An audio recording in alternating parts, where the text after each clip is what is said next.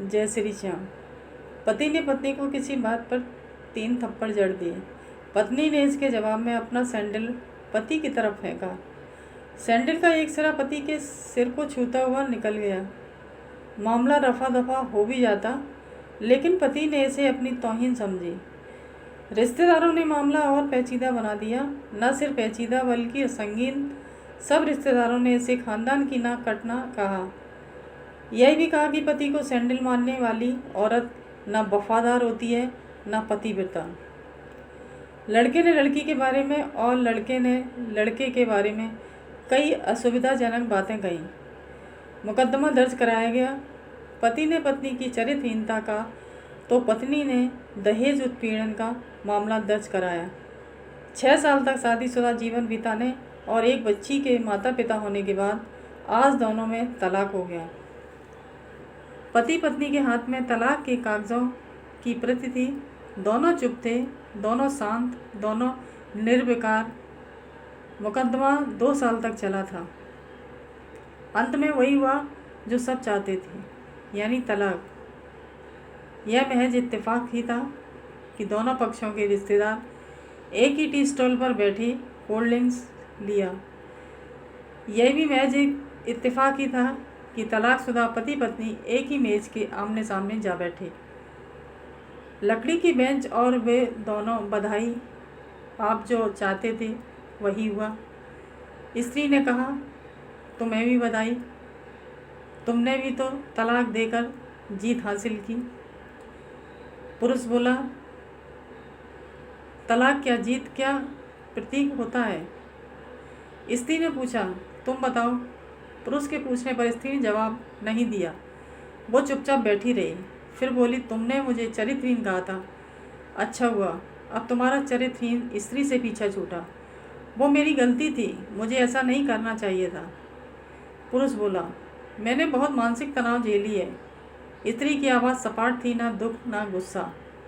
जानता हूँ, पुरुष इसी हथियार से स्त्री पर वार करता है, जो स्त्री के मन और आत्मा को लहूलुहान कर देता है। तुम बहुत उज्ज्वल हो। मुझे तुम्हारे बारे में ऐसी गंदी बात नहीं करनी चाहिए थी। मुझे बेहद अफसोस है। पुरुष ने कहा। स्त्री चुप रही। उसने एक बार पुरुष को देखा। कुछ पल चुप रहने के बाद पुरुष ने गहरी सांस ली और कहा, तुमने भी मुझे दहेज का लोभी कहा था। गलत कहा था। पुरुष की ओर देखती हुई स्त्री बोली। कुछ देर चुप रही, फिर बोली, मैं कोई और आरोप लगाती, लेकिन मैं नहीं। प्लास्टिक के कप में चाय आ गई। स्त्री ने चाय उठाई। चाय जरा सी छलकी। गर्म चाय स्त्री के हाथ पर गिरी। सी की आवाज़ निकली। पुरुष के गले में उसी क्षण ओ की आवाज़ निकली। स्त्री ने पुरुष को देखा। पुरुष स्त्री को देखे जा रहा था। तुम्हारा कमर दर्द कैसा है? ऐसा ही है, कभी बोब्रोन तो कभी कॉम्बी फ्लेम। स्त्री ने बात खत्म करनी चाहिए। तुम एक्सरसाइज भी तो नहीं करती, पुरुष ने कहा। तो स्त्री फीकी हंसी हंस दी। तुम्हारे अस्थमा की क्या कंडीशन है? फिर अटैक तो नहीं पड़े? स्त्री ने पूछा। अस्थमा डॉक्टर सूरी ने स्ट्रेन मेंटल स्ट्रेस कम करने को कहा है, पुरुष ने जानकारी दी। स्त्री ने पुरुष को देखा, देखती रही एकटक, जैसे पुरुष के चेहरे पर छपे तनाव को पढ़ रही हो। इनहेलर तो लेते रहते हो ना? स्त्री ने पुरुष के चेहरे से नज़रें हटाई और पूछा, हाँ लेता रहता हूँ। आज लाना याद नहीं रहा, पुरुष ने कहा। तभी आज तुम्हारी सांस उखड़ी उखड़ी सी है, स्त्री ने हमदर्द लहजे में कहा। हाँ, कुछ इस वजह से और कुछ, पुरुष कहते कहते रुक गया। कुछ तनाव के कारण, स्त्री ने बात पूरी की। पुरुष कुछ सोचता रहा, फिर बोला, तुम्हें 4 लाख रुपए देने हैं और 6,000 रुपये महीना भी है। हाँ फिर? स्त्री ने पूछा। वसुंधरा वाले फ्लैट की कीमत तो 20 लाख रुपए होगी। मुझे सिर्फ 4 लाख रुपए चाहिए, स्त्री ने स्पष्ट किया।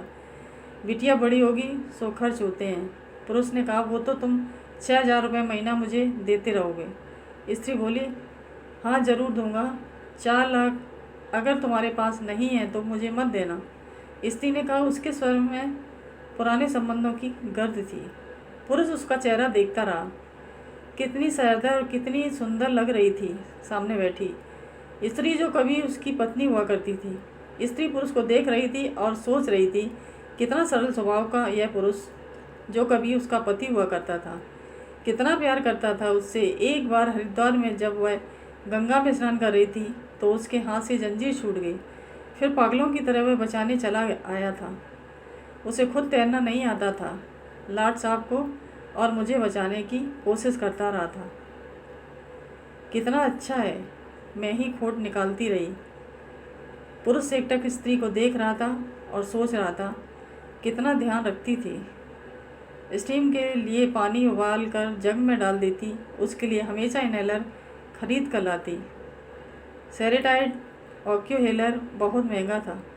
हर महीने कंजूसी करती, पैसे बचाती और ऑक्यूहेलर खरीद लाती। दूसरों की बीमारी की कौन परवाह करता है, ये करती थी परवाह। कभी जाहिर भी नहीं होने देती थी। कितनी संवेदना थी इसमें। मैं अपनी मर्दांगनी के नशे में रहा। काश जो मैं इसके जज्बे को समझ पाता।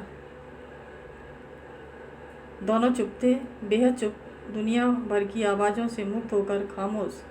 दोनों भीगी आंखों से एक दूसरे को देखते रहे। मुझे एक बात कहनी है, आवाज़ में झिझक थी। कहो। स्त्री नज़र आंखों से उसे देखा। डरता हूँ, पुरुष ने कहा। डरो मत, हो सकता है तुम्हारी बात मेरे मन की बात हो। स्त्री ने कहा, तुम बहुत याद आती रही हो। पुरुष बोला, तुम भी। स्त्री ने कहा, मैं तुम्हें अब भी प्रेम करता हूँ।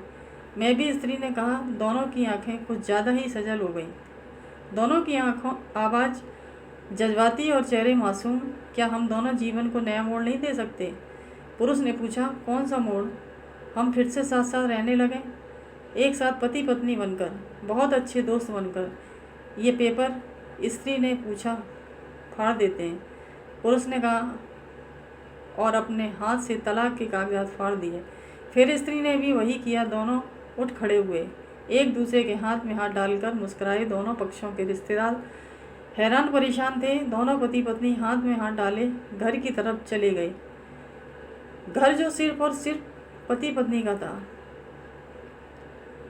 दोस्तों, इस कहानी से हमें यह शिक्षा मिलती है कि पति पत्नी में प्यार और तकरार एक ही हिस्से के दो पहलू हैं। जरा सी बात कोई ऐसा फैसला न लें कि आपकी ज़िंदगी भर अफसोस हो। आपको ये कहानी कैसी लगी, कमेंट बॉक्स में ज़रूर बताएं और पसंद आने पर शेयर ज़रूर करें। धन्यवाद। जय हिंद, जय भारत।